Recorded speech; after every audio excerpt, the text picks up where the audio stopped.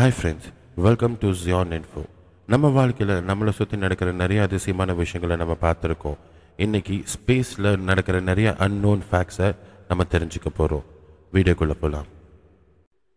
ஸ்பேஸில் உள்ள டெம்பரேச்சர் பார்த்தீங்கன்னா எப்போவுமே ஃப்ரீசிங் கோல்டாக இருக்கும். 2.7 டிகிரி கெல்வின், அதாவது நம்ம ஒரு டெம்பரேச்சருக்கு கம்பேர் பண்ணும்போது -453.4 டிகிரி ஃபாரன்ஹீட்டும் -270.45 டிகிரி செல்சியஸும் இருக்கும். இன்கேஸ் நம்ம ஸ்பேஸ் அவுட் போடாமல் ஸ்பேஸோட ஏரில் எக்ஸ்போஸ் ஆனால் ஒரு மனுஷன் 15 செகண்ட்ஸில் மயக்கம் அடைஞ்சிருவாங்க. 90 செகண்ட்ஸில் இறந்து போகிறதுக்கான சான்சஸ் தான் ரொம்ப அதிகமாக இருக்குது. 2011 சயின்டிஸ்ட் ஒரு பெரிய வாட்டர் பாடி ஸ்பேஸில் ஃப்ளோட் ஆகிறத கண்டுபிடிச்சிருக்காங்க. அதை நம்ம நாட்டில் இருக்கிற ஓஷனில் இருக்கிற வாட்டருக்கு கம்பேர் பண்ணும்போது 140 ட்ரில்லியன் டைம்ஸ் ரொம்ப அதிகமாக இருக்குது. நம்ம சோலார் சிஸ்டமில் இருக்கிற ஜூபிட்டரில் இருக்கிற புயலோட சக்தி பல வருடங்களாக கம்மியாயிட்டே வருது. முதல்ல நம்ம உலகத்தை விட 3 மடங்கு பெருசாக இருந்த புயல் இப்போ வர காலத்தில் 1 மடங்குக்கான ஷ்ரிங்க் ஆகிட்டு வந்துட்டுருக்கு. வீனஸ் தான் நம்ம சோலார் சிஸ்டத்தில் இருக்கிற ஹாட்டஸ்ட் பிளானட்னு சொல்லுவாங்க. அதோட டெம்பரேச்சர் கிட்டத்தட்ட 450 டிகிரி செல்சியஸ்க்கு மெஷர் பண்ணப்பட்டிருக்கு. சயின்டிஸ்ட் எல்லாம் ஸ்பேஸ் இஸ் சைலண்ட்னு ஒரு டேர்ம் யூஸ் பண்ணுவாங்க. அதுக்கான காரணம் பார்த்தீங்கன்னா சோலார் சிஸ்டத்தில் உள்ள நம்ம ஸ்பேஸில் சவுண்டு என்றைக்குமே ட்ராவல் பண்ண முடியாது. அதனால தான் எல்லாமே ரேடியோஸ் யூஸ் பண்ணுவாங்க. ரேடியோ வேவ்ஸ்னால கண்டிப்பாக ட்ராவல் பண்ண முடியும். அதனால தான் ஒரு பிளானட்லேருந்து இன்னொரு பிளானட்டுக்கு கம்யூனிகேட் பண்ண முடியுமான்னு சொல்லி ரேடியோ வேவ்ஸ் வச்சு செக் பண்ணிட்டு இருக்காங்க.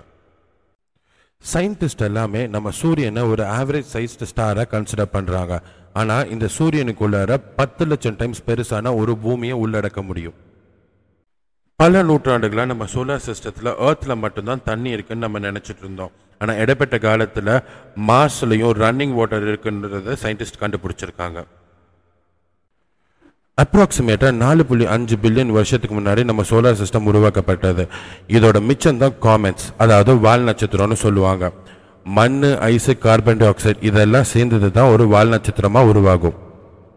நம்மளால் ப்ளூட்டோக்கு ட்ரிப்பு போக முடியும்னு ஒரு ஃப்ளைட் எடுத்துகிட்டு ட்ராவல் பண்ணி கிளம்பி போனோன்னா அந்த ப்ளூட்டோக்கு போய் சேர்றதுக்கு மட்டும் கிட்டத்தட்ட 800 வருஷம் ஆகும்.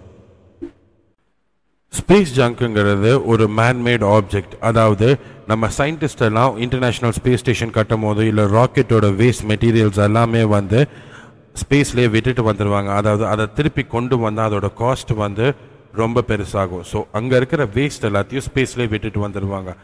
இந்த ஸ்பேஸ் ஜங்க் எல்லாமே ஒன்று சேர்ந்து கிட்டத்தட்ட ரஃப்பான எஸ்டிமேட்டாக 5 லட்சம் பீசஸ் ஆஃப் ஸ்பேஸ் ஜங்க் இப்போவும் ஸ்பேஸில் சுற்றிட்டு இருக்கு.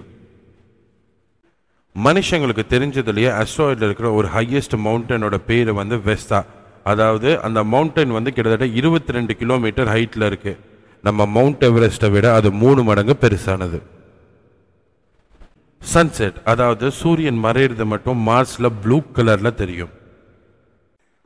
ஒரு இரும்புல துருப்பிடிச்சா ஆற ரெட் கலர் தான் அயன் ஆக்சைடு.